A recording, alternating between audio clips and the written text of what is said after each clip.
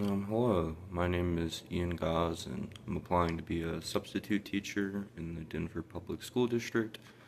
Originally, I'm from Houston, Texas. I received my bachelor's in history from the University of Houston downtown campus in 2019. During my time at the university, I was a student instructor, and after I graduated, I was a long-term sub for about 2 months at Polaris Academy for Boys. After moving to Colorado, I worked at La Petite Academy, a daycare in Littleton, for about a year, and since then I've been out of the game for a bit, but I'm looking to re-enter the industry. I just want to talk about what I think are some of the best practices and best things that I learned during my different stints in the industry. As far as classroom management strategies go, I think the best way to keep a classroom maintained is to greet students at the door, to use entry tickets. During substitute teaching, if there isn't an obvious entry ticket left for me by the presiding teacher, I like to put a YouTube playlist on the board that students could add instrumental music to, or tracks that are age appropriate. I think that's a good, fun way to just have everybody get in their seats and stay busy.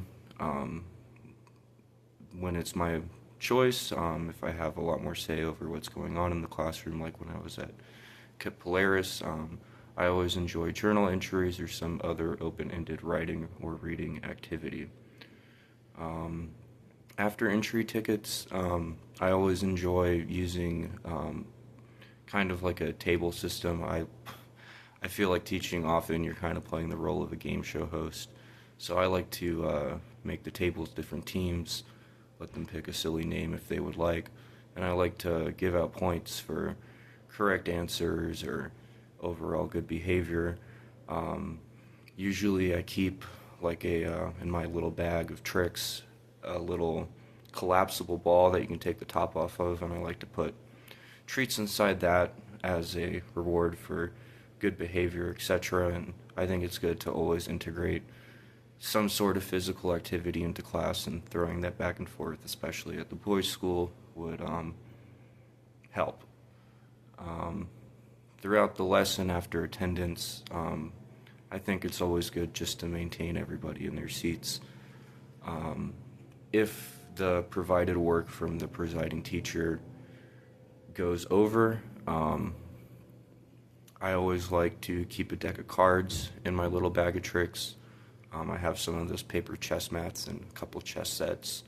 I think it is fine to turn kids over into kind of an independent study hall, but often if you let them just take out their electronics, things can get a little hectic, and I would prefer the children to be doing something, more productive or hands-on than looking at their electronics. Following a transition from outside of the classroom to other periods, I think exit tickets are a good method.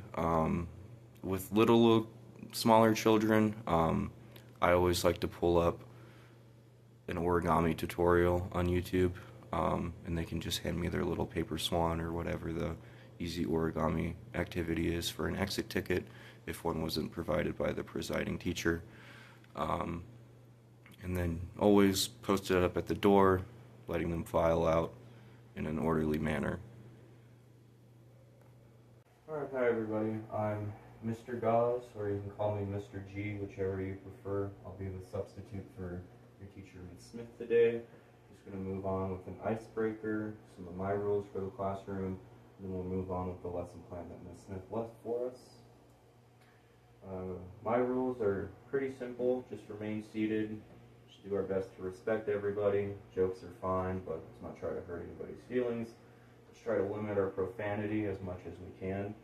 And one rule for me, since I just gave you 3 or 4, is I will always give you a reason for a rule. Got 3 truths and a lie for y'all. I won't make you guys do any icebreakers because I know I hated that when I was in school, so it's just me. I have a twin sister. I'm from Houston, Texas. I'm 25. Incorrect. I'm 26. That was the lie. Anyway, while I take attendance, I would appreciate it if you didn't tell me if a certain student was in the last class with you or not, or that if they went to the nurse. If they're not here, they won't say anything, that's fine. If their attendance needs to be corrected, the office will take care of it. Just remain quiet until I call your name. And if you need something to occupy yourself, you can use this Spotify QR code here, or copy the link and add to my playlist.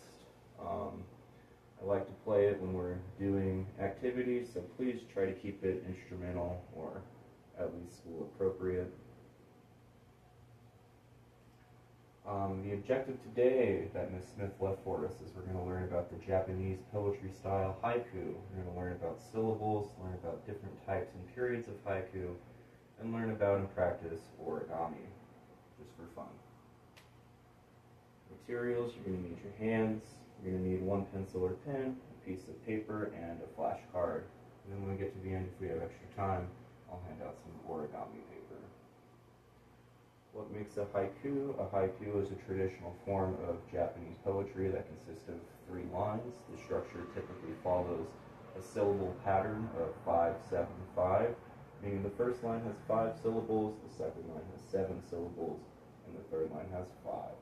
Haikus often capture a moment in nature or an emotion, evoking a sense of simplicity and depth. What is a syllable? You kind of need to know that to write your haiku. This is the really complex definition, but it's pretty intuitive. I'm sure you all learned in elementary school how to do it, but just in case, a syllable is a unit of sound in a word. It consists of 1 or more letters pronounced together as a single uninterrupted sound. In English, a syllable typically contains a vowel sound and may also include consonant sounds that come before or after the vowel. Words can be made up of 1 or more syllables, and the way syllables are divided within a word can affect its pronunciation and meaning. Syllables are the building blocks of words. We're going to do some syllable practice with tongue twisters. If you do one of these tongue twisters, you get some points, and I will hand out some candy. But I'll start off with this one. 6, sick, hicks, nick, 6 slick bricks with picks and sticks. Anybody want to try one? Okay.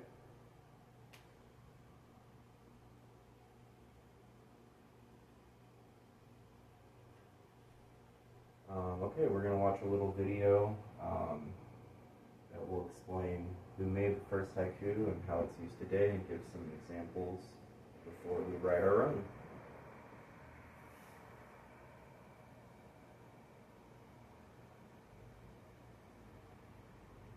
It's already open. Just open the tab.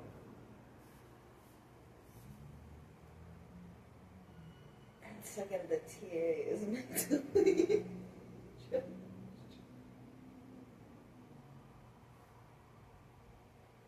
Haiku elsewhere in the world? Well, the word haiku is maybe as familiar as sushi, and people of many ages and Not play that whole video. As far as other smaller issues, in my little bag of tricks, I always carry, it sounds funny, but I always carry a bunch of clean socks because I've had young students show up to school with no socks, and especially in Houston, the humidity will really bother them, and sometimes unexplained behavior issues are because a child is uncomfortable. So I always carry extra socks and a small change of clothes for someone who's smaller than me, just in case something arises. I know usually schools have resources and nurses and procedures, but you never know. Additionally, I like to keep some sort of high carb, sugar, juice, or snack in there in case any student has some sort of diabetic issue. It's never happened yet, but I am CPR certified, and I went through a first aid course at the daycare, so just in case, you never know. And then we had a first aid kit at the daycare in every classroom. It's not something I usually see at public schools, but I do keep a small first aid kit. Of course, I'm aware that there's probably procedures regarding this, and I'll read the handbook on it, but you never know, scrape knees, etc., etc. If a kid is crying on the playground, it usually will quiet them down to just know that there's a band-aid right there, etc. In my bag of tricks as well, I always keep my own supplies. For me personally, I prefer to collect students' work period by period in manila folders. They're just really cheap. And I like to write my substitute notes, highlight good students, highlight bad students just in it, and I like to leave those for the teacher. I think if I do have a weakness, it's probably organization, but that's a way I found to just keep all the works compiled period by period and keep the notes just nice and stacked on the teacher's desk for when they get back. Um, Additionally, I always carry a thing of colored pencils, regular pencils, and some crayons in there. Usually, like in elementary school classrooms, there are communal supplies, but sometimes, like in middle school and stuff, students won't have proper materials, and I don't like to dig around other teachers' desks or proposition the class to give them pencils. I just prefer to have a bunch of them to give out of my own supply. I try to get them back, but it doesn't always happen. But it's no big deal to me, it's just pencils. Additionally, if you ever run out of things to do left by the presiding teacher, there's always something related to the subject you're studying on Kahoot. That's always easy and takes 5 minutes for you to pull up and set up. I think that's always a good thing to fall back on. As far as issues I've faced in the field and how I've handled them, one teacher that I was the assistant teacher for always said that she preferred the best friend strategy, where if you have a difficult student or a student with issues, you just be extra nice to them. You have them pass stuff around the class, you have them run attendance down, ask them for little favors. While I was at KIP, once I received the IEPs for students, I always just referred to those. One method I liked doing was just making a little index card with like individualized rewards for a troubled student, and having a little one-on-one before class, and then giving them that card and giving them their reward at the end if they earned it. But I enjoy the best friend method. I think confrontation in the classroom is a very hard thing to manage, but you should always remain level-headed, remain calm, and never resort to raising your voice with the student. And if after a month or so of trying your best to do individualized interventions, only then should you push an issue to administration or to the parents.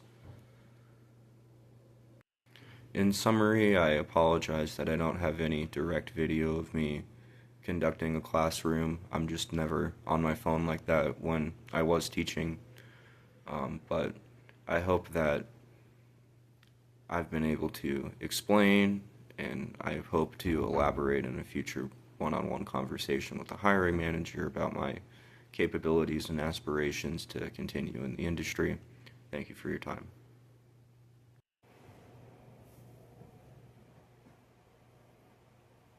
Alright, for task 2 today, and this will be your exit ticket on the flashcard, you're going to do your best to construct your own haiku. Feel free to break the rules and make it your own. Like we saw in those live examples, you don't have to follow the syllable structure exactly. You can play around with the rules. It doesn't have to necessarily be about a season or nature, but do your best to follow the pattern of 5-7-5 syllables. And we're going to take 10 to 15 minutes on this, and at the end we'll do a little sharing if you want for some points. And yeah, let's get to it if you want to put up the stopwatch.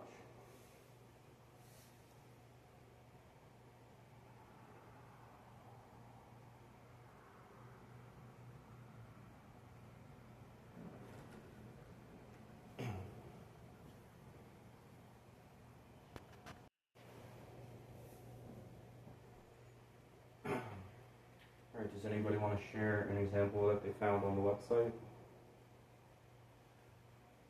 Yeah, I like that one. Maybe let's ask somebody else what aspects of a haiku were present in that one? Syllable count, which is 575, yep. What other aspects of a haiku were in that one? It's about nature, yep. Is there a 7 break in the middle of it? There was, cool. Does anybody have any less traditional examples that they found? Maybe a funny one on that website? You and the propeller hat? Yeah. Yeah, I like that one. That one's cool. Alright, we're gonna, really helps to hear these aloud, especially to map out the syllables. So we're just gonna watch some live examples on this YouTube video. That way people that don't necessarily want to talk don't have to, but we can still hear more examples.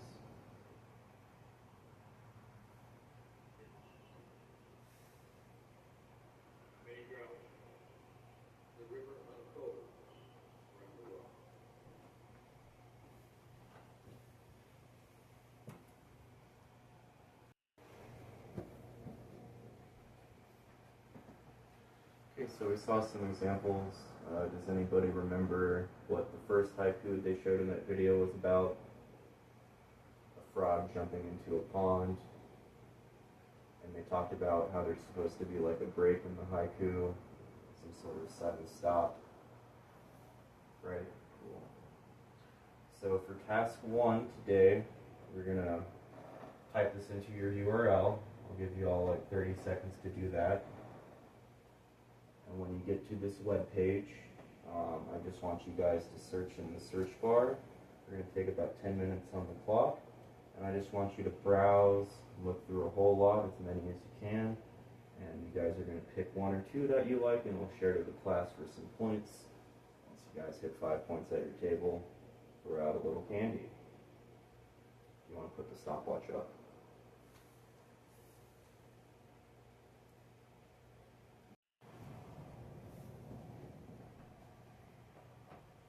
Okay, so this is optional and for fun, just if we hit the end of the lesson a little too fast, there's some time left in the class. And if you dislike poetry, we're gonna do an easy origami. I don't think it's easy ever, but if you find one that you like on YouTube and you would rather do that for your exit ticket instead of the one I'm gonna put up here that we can try to do it as a class, feel free to. At the end of the lesson, maybe 3 minutes before the bell, we can start packing up. I want us to just calmly file out of the seats. I'm not going to make you line up, but I'll stand at the door. Y'all can hand me your flashcard or your origami, whatever, and we'll call it a day.